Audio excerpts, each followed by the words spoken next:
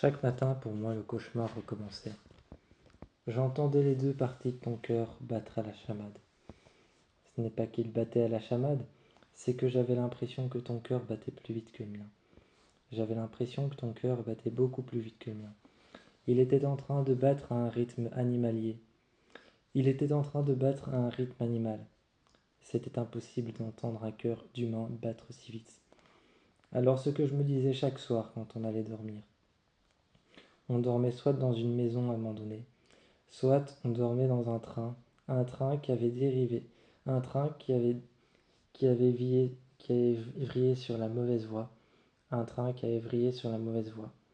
Ou alors peu importe l'endroit dans lequel on vivait, que ce soit un train que ce soit un train qui soit tombé de ses voies, de la voie ferrée, qui est dérivé sur le côté et qui soit tombé par terre, à même le sol, qu'on vive à l'intérieur de ce train, ou alors que ce soit une vieille voiture abandonnée dans laquelle il y a peu de place, que ce soit un appartement abandonné, dans une ville fantôme, ou alors un poste d'observation, une caserne de pompiers ou une caserne de pompiers, ou alors encore même un poste d'observation militaire qui n'est plus utilisé, peu importe l'endroit dans lequel on allait, il y avait toujours ce policier ou cette personne avec sa lampe de poche qui, qui, qui était chargé de regarder les toxicomanes, de rega- qui était chargé de regarder les toxicomanes et de les faire fuir de l'endroit dans lequel ils s'étaient abrités. Et cette personne qui venait chaque soir, que j'entendais, où chaque nuit on allait se projeter, où chaque nuit on allait se protéger sous cette couverture.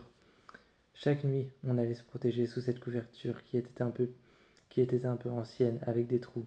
Je comblais les trous avec des livres, avec des vieilles feuilles que je trouvais par terre, des feuilles de journaux ou alors des feuilles d'avis de disparition, et on allait se cacher en dessous. Ta respiration était très faible mais faisait du bruit. J'arrivais à sentir tes J'arrivais à sentir ton souffle chaud et surtout à entendre tes poumons respirer. Ton cœur battait si vite que j'avais l'impression de tenir dans mes mains un animal. J'avais l'impression de tenir dans mes mains un animal qui enfonçait ses griffes à l'intérieur du sol. Mais comme là c'était du béton, quand tu enfonçais tes ongles à l'intérieur du sol, tes ongles étaient griffés, cassés, et sur le sol il y avait du sang. Le sang que tu avais laissé quand tu avais griffé sur le sol, et que tu avais continué à griffer à la force de tes ongles en appuyant bien fort avec tes mains. On était au même endroit. On était au même endroit et tout le sang que tu laissais derrière toi, avant même que cette personne arrive, j'essayais de l'essuyer avec mon t-shirt. J'essayais de l'essuyer avec un vieux torchon, avec des vieux vêtements sur le côté, appartenant certainement à un ex-toxicomane ou à un ex-sans-abri qui était ici avant nous. Il venait, il regardait avec sa lampe de poche, mais avec la peur au ventre quand on s'endormait et que je t'essuyais tout ce sang que tu avais au bord de la bouche, et je regardais les veines qui partaient dessous tes yeux et qui partaient dessous tes paupières qui étaient noires, et que je regardais ces veines quand je passais ma main dessus, j'arrivais à sentir le sang, j'arrivais à sentir le flux de sang qu'il y avait à l'intérieur, j'arrivais à sentir surtout le reflux de sang qu'il y avait à l'intérieur, beaucoup trop pour que tes veines puissent encore continuer à supporter ça. Et je me disais un jour, ça y est, tu vas te retrouver avec une grosse échymose noire, avec du sang qui se remplit sous ta peau. Mais je refusais. Je refusais, même si tu avais ce virus en toi qui grandissait, de te livrer aux autorités. C'était impossible. Je ne pouvais pas faire ça, tu n'étais pas un phénomène de laboratoire. Alors on continuait à se cacher. On partait à d'autres endroits. Souvent les endroits que je laissais derrière nous, je les laissais s'effondrer, ou alors je les brûlais, et on restait l'un à côté de l'autre. Quand je tenais ta peau, elle était froide et visqueuse, et j'arrivais à sentir les veines et l'afflux de sang qu'il y avait à l'intérieur. J'arrivais à sentir ton cœur qui battait très fort, comme un loup enragé qui s'acharnait sur sa proie. Comme un loup enragé qui s'acharnait sur sa proie, ou alors comme un chat, ou alors comme un chat sauvage qui s'acharnait sur sa proie, très connu pour ne pas être attendrissant.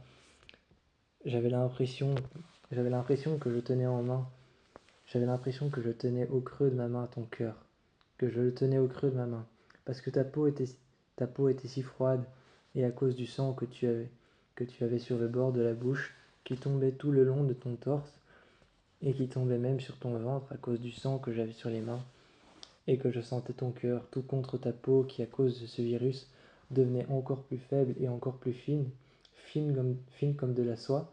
J'arrivais presque, quand je mettais ma main sur ton dos ou quand je mettais ma main sur ton torse, j'arrivais presque à toucher tes organes.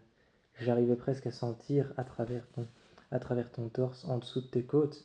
Tes côtes, j'arrivais facilement à les toucher. J'arrivais même à les compter. Tu en avais 17 d'un côté et 13 de l'autre. Ce n'était pas humain, c'était une sorte de déformation. Mais ça, tu avais toujours su bien vivre avec, même avant. Mais là, il y en avait quelques-unes qui s'étaient cassées. Tu en avais beaucoup moins. 6 ou 7, peut-être 3 ou 4, et elles étaient cassées. Et j'arrivais à sentir ton estomac, ton intestin et tes autres organes, tes poumons qui essayaient de faire avec contre les côtes cassées, qui essayaient de respirer avec. Je sentais cette aération à travers tes poumons, car tes poumons avaient déjà été percés plusieurs fois par les os qui étaient coupants et qui avaient percé tes poumons. J'arrivais à sentir tes poumons qui respiraient à travers ce trou qu'ils avaient à l'intérieur. Et je me disais, comment c'est possible que tu sois encore en vie?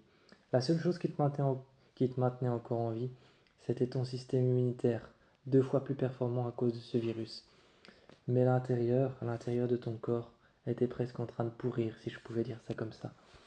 C'était juste que tes organes étaient tous blessés, mais continuaient à fonctionner. Ton système immunitaire, lui, te forçait à continuer de vivre de cette manière. C'était horrible à supporter, ce souffle glaçant, ce souffle bruyant quand tu ouvrais la bouche et que tu étais en train de respirer. La manière dont tu respirais avec ton nez, dont tu absorbais la manière dont tu respirais avec ton nez, ou alors quand tu avalais le sang que tu recrachais par la bouche, ou ce sang qui coulait dessous ton nez que je devais essuyer tout le temps. Mais même si je prenais soin de toi et que c'était un fardeau quelque part, je continuais. Quand j'entendais des soldats de l'armée qui te cherchaient, qui avec leurs lampes de poche et leurs armes chargées, le chargeur te faisait une peur bleue. Alors je posais ma main sur ton dos couvert de veines et je prenais mon livre. Et j'écrivais jour 1. Aujourd'hui, plusieurs veines sont apparues sur ses épaules, alors que ses épaules n'avaient pas encore été attaquées. Et j'écrivais jour 2. Aujourd'hui, il est allé creuser des trous, mais a tout de suite perdu ses ongles. Jour 3. Aujourd'hui, il a craché du sang, un liquide brun qui avait l'air d'être autre chose que du sang. Jour 4. Aujourd'hui, ses yeux sont devenus rouges. Jour 6. Jour 5. Aujourd'hui, ses yeux ont continué à devenir rouges. Et aujourd'hui, ses yeux sont devenus bruns. Brun foncé, presque noir. Il y a un liquide blanc très visqueux qui ne ressemble pas à des larmes, qui coule dessous ses yeux. Il avale du sang et il n'arrive pas bien à respirer. Et j'écrivais tout ça dans mon carnet. Chaque fois qu'on partait de quelque part, je mettais le feu à cet endroit. Et on restait face aux flammes qui envahissaient cet endroit précis où nous sommes restés. C'étaient des endroits abandonnés, alors peut-être que je n'avais pas le droit, mais je n'avais pas le choix.